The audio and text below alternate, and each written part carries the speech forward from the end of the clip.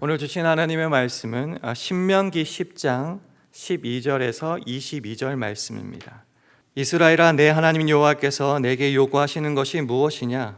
곧 내 하나님 여호와를 경외하여 그 모든 도를 행하고 그를 사랑하며 마음을 다하고 성품을 다하여 내 하나님 여호와를 섬기고 내가 오늘날 내 행복을 위하여 내게 명하는 여호와의 명령과 규례를 지킬 것이 아니냐. 하늘과 모든 하늘의 하늘과 땅과 그 위의 만물은 본래 내 하나님 여호와께 속한 것이로되 여호와께서 오직 내 열조를 기뻐하시고 그들을 사랑하사 그 후손 너희를 만민 중에서 택하셨음이 오늘날과 같으니라. 그러므로 너희는 마음에 할례를 행하고 다시는 목을 곧게 하지 말라. 너희의 하나님 여호와는 신의 신이시며 주의 주시요 크고 능하시며 두려우신 하나님이시라. 사람을 외모로 보지 아니하시며 뇌물을 받지 아니하시고 고아와 가부를 위하여 신원하시며 나그네를 사랑하사 그에게 식물과 의복을 주시나니 너희는 나그네를 사랑하라. 전에 너희도 애굽 땅에서 나그네 되었었음이니라.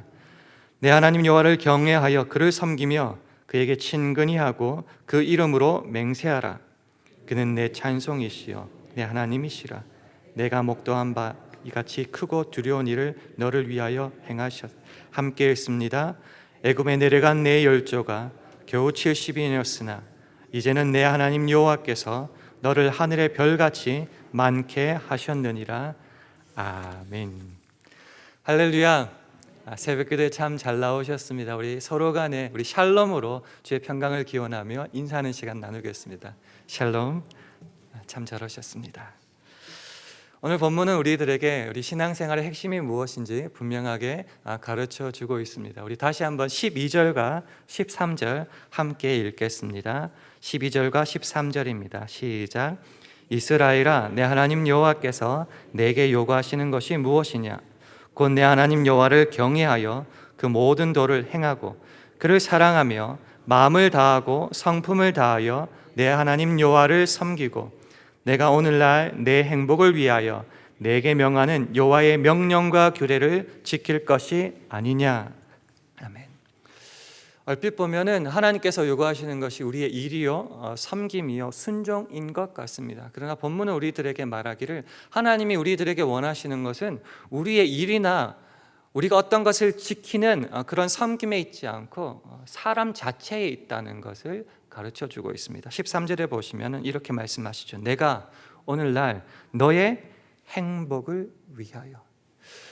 하나님께서 이렇게 하라 저렇게 하라 경외하라 예배하라고 하면은 꼭 우리는 책임과 의무로만 다가가기 쉽습니다.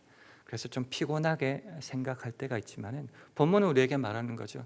그것이 내가 너를 써먹고 찬양받기 위해서 너를 만들었거나 지은 것이 아니라 일하라고 한 것이 아니라 너의 행복을 위해서 내가 이것을 너에게 명한다라는 것입니다. 사실 어떤 사람들에게는 섬기고 명령을 지키는 것은 행복이라기보다는 피곤함으로 다가올 때가 있습니다. 그런 분들의 생각의 밑바닥에는 이런 생각이 있는 것 같습니다. 하나님, 우리 아버지, 나를 사랑하시는 분, 그렇다면은 나를 좀 릴렉스하고 여롭게 편하게 즐기면서 생활하도록 해주셔야지라고 생각하기 쉽습니다. 그러나 성경은 다르게 말하고 있습니다. 창세기부터 사람은 하나님의 형상을 따라 지으심을 받은 존재라고 합니다. 내가 너희의 하나님이 되고 너희는 내 백성이 되리라 주님께서는 친히 말씀하시고 또 내가 거룩하니 너희도 거룩하라 명령하십니다. 즉 하나님의 형상을 따라 지으심을 받은 자라면은 하나님을 아버지라고 부르는 그런 특권만 누릴 것이 아니라 그 특권에 걸맞는 수준으로서 그 삶의 모습으로서 하나님을 날마다 가까이 하고 하나님을 향하여 거룩하게 변해 가야 된다라고 말씀하십니다. 언제요? 매일매일이라는 것입니다. 우리가 하나님께 기도하죠. 주님, 한순간도 나를 놓지 말아 주시고 꼭 붙잡아 주시옵소서. 마찬가지죠. 하나님도 우리를 사랑하시기에 한순간도 놓지 않고 하나님의 자녀다운 모습으로 살아가라고 명하시고 격려하시고 마침내 그렇게 만들어 가신다는 겁니다. 그 하나님의 사랑에 가장 놀랄만한 증거가 무엇이냐? 바로 예수 그리스도 아니십니까? 자기의 독생자 예수 그리스도를 죽이시기까지 우리를 향한 사랑으로 아끼지 않은 그 사랑, 그 하나님의 열심이 오늘도 우리를 한순간도 놓지 않고 하나님의 자녀답게 만들어 가신다는 겁니다. 그런 말씀들을 기억할 때마다 욥의 고백이 생각납니다. 욥기 7장 18절 19절에서 욥은 이렇게 고백합니다. 아침마다 권징하시며 분초마다 시험하시나이까. 주께서 내게서 눈을 돌이키지 아니하시며 나의 침 삼킬 동안도 나를 놓지 아니하시기를 어느 때까지 하시리까. 어떤 분들은 말하더라고요. 섬찟하다. 어떻게 침 삼킬 동안도 놓지 않으시냐. 저는 그렇게 생각하지 않고요. 얼마나 감사한지요. 침 삼킬, 눈 깜빡할 그 시간조차 하나님은 나를 내버려 두시지 않고 나를 하나님의 사랑으로 붙잡아 하나님의 자녀다운 모습으로 이끌고 마신다. 그 하나님에 대해서 14절부터 이렇게 설명하고 있습니다. 14절 함께 읽겠습니다. 14절입니다. 시작. 하늘과 모든 하늘의 하늘과 땅과 그 위의 만물은 본래 내 하나님 여호와께 속한 것이로되. 그렇게 마음과 성품을 다하여 나를 경외하라, 그렇게 명령과 규례를 지켜라라고 말씀하시는 하나님은 쉽게 말해서 만물의 창조주요 주인 되시는 분이십니다. 근데 그 주인 되시는 하나님께서 특별히 기뻐하시고 사랑하시고 택하신 존재가 있다는 것입니다. 15절입니다. 함께 읽겠습니다.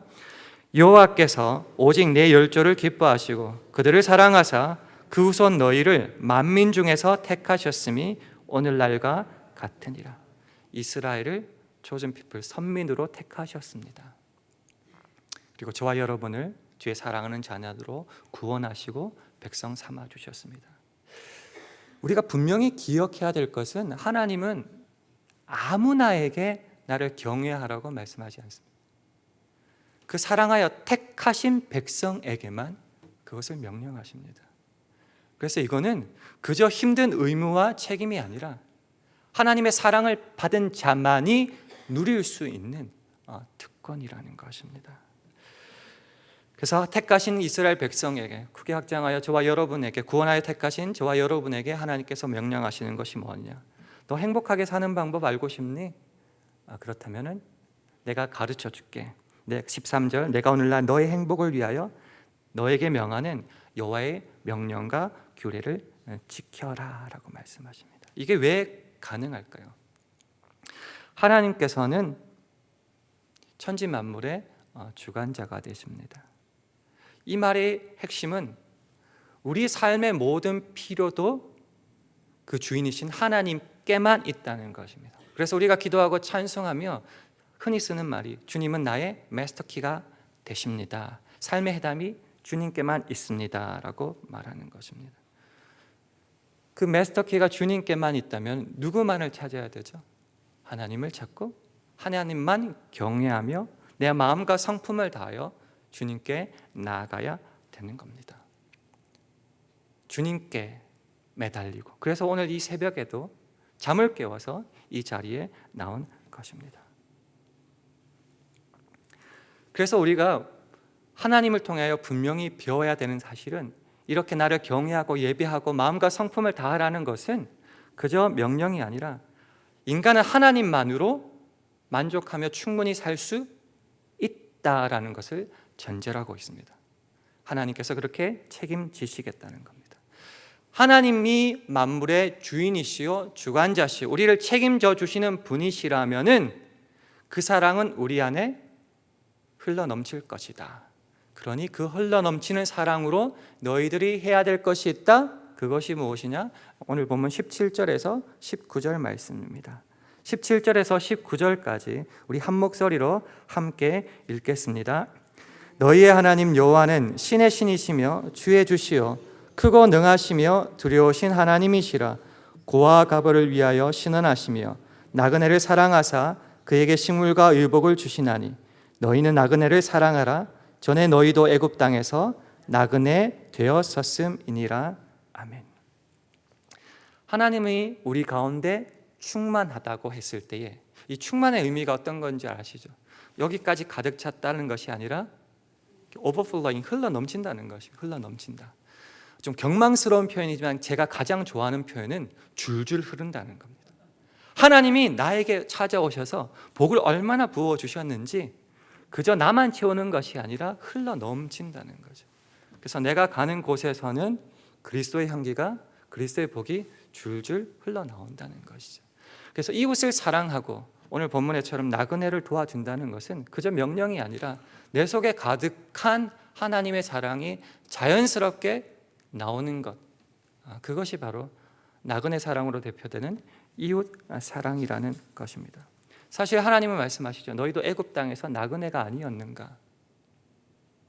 나그네는요 가진 게 별로 없습니다. 그저 옷가지 몇 개, 돈 조금, 그거 떨어지면은 뭘 의지해야 될지 모르겠습니다. 그래서 고대 근동 지방에 가장 돌봐야 될 불쌍한 존재가 대표가 바로 오늘 본문에 나오는 고아와 가부와 나그네 아닙니까? 내가 발 딛고 살아갈 땅도 집도 돈도 없는 존재. 그들을 왜 돌보아줘야 되냐고요? 우리도 나그네 되었을 때에 우리의 주님 되신 하나님께서, 여호와께서 넉넉하게 부어 주셨기 때문에. 내가 잘났기 때문에 이웃을 사랑하고 구제한다는 것이 아닙니다. 내가 돈이 많이 남아 돌아서 헌금을 하는 것이 아닙니다. 천국을 소유한 백성으로 그 하나님의 사랑이 너무나 크고 흘러 넘치기에 자연스럽게 나올 수 있는 행동, 그것이 바로 오늘 이웃 사랑으로 대표되는 신자로서의 마땅한 행동이라는 것입니다. 내가 잘나서 수고해서 거둬들인 내 복덩어리가 아니라 하나님께서 값없이 주신 은혜이기 때문에 우리는 교만할 수 없고 목을 곧게 할 수 없습니다. 그래서 16절은 이렇게 말하죠. 그러므로 너희는 마음에 할례를 행하고 다시는 목을 곧게 하지 말라. 이것은 구약에서만 나타나는 말씀이 아니라 신약에서도 동일하게 예수 그리스도의 말씀을 통하여 우리에게 전해줍니다. 우리가 잘 아는 마태복음 22장 35절 이하에 보면 한 율법사가 예수 그리스도를 시험하여 이렇게 질문합니다. 선생님, 율법 중에서 어떤 계명이 가장 큽니까? 라고 물었을 때에 예수님께서 이렇게 말씀하시죠. 내 마음과 목숨과 뜻을 다하여 주 하나님 사랑하는 것, 그게 첫 번째다. 두 번째는 뭔가? 너의 이웃을 너의 몸과 같이 그렇게 사랑하라 말씀하십니다. 근데 우리가 잘 알다시피 이 첫 번째와 두 번째를 이어주는 중요한 말이 나오는데 그게 뭐냐면 둘째는 그와 같으니라는 말이 있습니다. 그와 같다. 값어치가 똑같다. 내용에서 똑같다. 가치가 같다는 겁니다. 왜 하나님을 사랑하는 것하고 이웃 사랑하는 게 똑같을 수가 있을까요? 하나님은 좀 디바인, 거룩해보고 신적인 것이고 이웃 사랑하는 세큘러, 좀 속된 것 같이, 열등한 것 같이 보이는데 왜 예수님은 그와 같다는 말씀을 하셨을까요? 이제까지 설명해 드렸던 것과 똑같다고 저는 믿습니다. 하나님을 사랑하고 하나님 안에 날마다 거할 때에 그 하나님을 사랑하는 자는 부족함이 없다. 좀 경망스러운 표현 한 번 더 쓰겠습니다. 줄줄 하나님의 사랑이 흐른다라는 거죠. 이 말의 가장 핵심은 저 이거라고 생각합니다. 하나님의 사랑이 내게 흘러 넘치면은 남의 거 뺏어올 필요가 없다는 거죠. 이게 왜 중요하다고 저는 생각하냐고 하면요, 우리 모든 인간사의 경제 활동의 가장 핵심이 뭐죠? 재화가 한정되어 있다, 리밋이 있다는 거죠. 어떤 것이 정해져 있기 때문에 10개가 있으면은 내가 10개를 다 가지든지 어떻게 하든지 간에 10개밖에 없다는 거죠. 그래서 가장 경제 활동에 중요한 것은 이것을 누가 더 많이 가지느냐에 따라서 그 행복이 달라지는 것입니다. 그렇기 때문에 때로 훔칩니다. 때로는 남을 헐뜯습니다. 무너뜨리고 내가 다 가지려고 합니다. 그러나 성경은 말하는 것이요, 그것이 뭐냐고 하면 하나님 안에서는 리밋이 없다. 한량 없으신 무한하신 사랑을 모든 사랑하는 자에게 부어주신다. 그러니 어떻게 하라고요? 뺏어올 필요가 없죠. 시기 질투할 필요가 없죠. 그래서 그와 같으니라는 말이 있습니다. 하나님의 사랑이 우리 안에 흘러 넘치면은 자연스럽게 그 사랑으로 이웃에게 나갈 수 있다는 것입니다.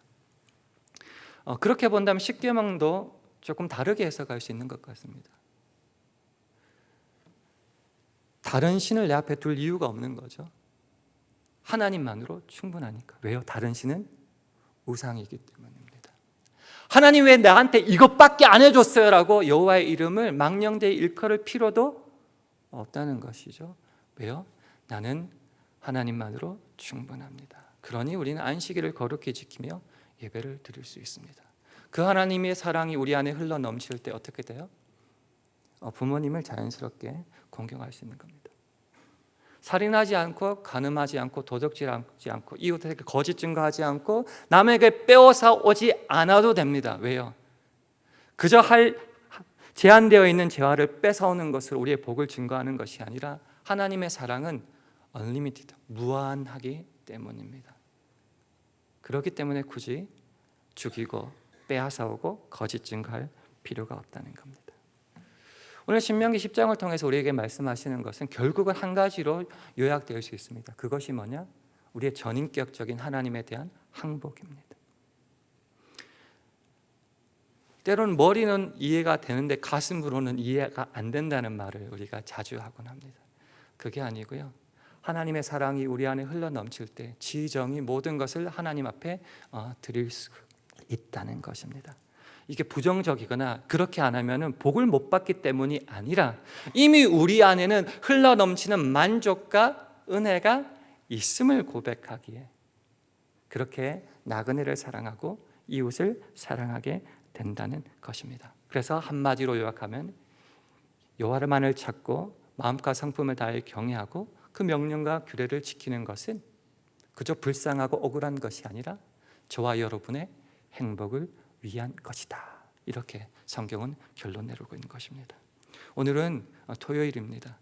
저에게 있어서 토요일이 어떤 의미냐고 하면은 주일 예배를 준비하는 하루입니다. 주일 예배는 한 주간 동안 우리의 삶을 넉넉하게 지켜주신 하나님을 만나는 복된 시간입니다. 그러니 오늘부터 우리의 언행심사를 주님 앞에 온전하게 내려놓고 기대하며, 또한 우리 안에 흘러넘치는 사랑이 있으면 가깝게는 나의 가족부터 우리의 이웃들에게 그 사랑을 자연스럽게 나누어 줄 수밖에 없다라는 겁니다. 다시 한번 경망스러운 표현 씁니다. 줄줄 흘러 넘칩니다. 저는 이게 얼마나 큰 복인지 모르겠습니다. 내가 흘러 넘치게 하는 것이 아니라 우리 사랑하는 주님께서 흘러 넘치게 하신다고요. 그러니 내 가는 것이 복의 통로가 되어 나는 그리스도의 향기와 편지가 되는 것입니다. 특별히 내일 오후 4시부터는 제5의 샬롬 구역 찬양제가 있습니다. 구역 찬양제는 어떤 의미입니까? 제가 이해하는 바로는 한 해 동안 우리 구역에 베풀어 주신 하나님의 은혜가 이렇게 차고 넘칩니다를 우리 성도들 앞에 자랑하는 시간입니다. 찬양으로, 올해는 특별히 성경 암송으로. 그래서 우리 구역도 자랑하고 앞으로 내년 한 해도 우리 구역이 이렇게 주님 안에서 복된 가운데 사랑하며 섬기며 그리스도의 신자로서의 자랑거리를 세상에 드러내겠습니다. 찬양하는 시간입니다. 그래서 어떻게 하라고요? 같이 왔으면 좋겠습니다. 나도 자랑하고 너도 자랑하고 우리 구역도 자랑하고 당신 구역도 자랑하고. 혹시 구역이 없으십니까? 그래도 오십시오. 구역의 찬양을 듣고 이제 그 구역에 들어가는 겁니다. 나도 저들과 함께 주의 사랑을 함께 나누자. 말씀을 맺겠습니다. 예수 믿는 것 억울한 것 아닙니다. 예수 믿는 것은 참 행복한 것입니다. 살짝 말씀을 드렸지만은 그 사랑하는 자에게만 예배하라고 말씀하시고 마음과 성품을 다하라고 말씀하십니다. 왜요? 하나님의 눈과 하나님의 관심은 오직 명령하는 그에게 있기 때문입니다. 그 하나님이 그를 어떻게 하신다고요?